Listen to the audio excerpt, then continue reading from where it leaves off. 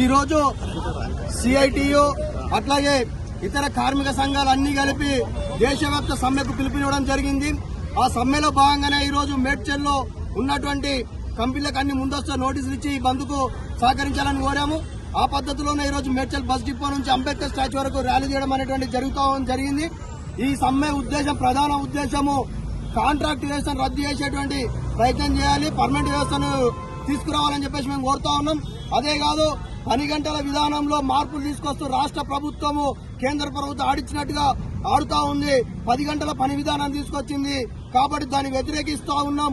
8 గంటల పని విధానాన్ని ఇంప్లిమెంట్ చేయాలని కోరుతా ఉన్నాం. కనీస వేతనం 26,000 రూపాయలు ఇవ్వాలన్నటువంటి ఉద్దేశంతో లేబర్ కోడ్లో 4 లేబర్ కోడ్లు రద్దు చేయాలి, కార్మిక చట్టాలన్నీ యాజిటీస్ గా ఇంప్లిమెంటేషన్ చేయాలనేటువంటి ఉద్దేశంతో ఈ రోజు ర్యాలీ ఇస్తా ఉన్నాం. ఈ సమస్యలను పరిష్కరించకపోతే, రాష్ట్ర ప్రభుత్వం కేంద్ర ప్రభుత్వం పరిష్కరించకపోతే భవిష్యత్తులో మరింత ఉద్యమాలను ముందుకు తీసుకెళ్తామని, ఉధృతంగా పోరాటాలు చేస్తామని చెప్పేసి రాష్ట్ర ప్రభుత్వాన్ని కేంద్ర ప్రభుత్వాన్ని హెచ్చరిస్తా ఉన్నాం.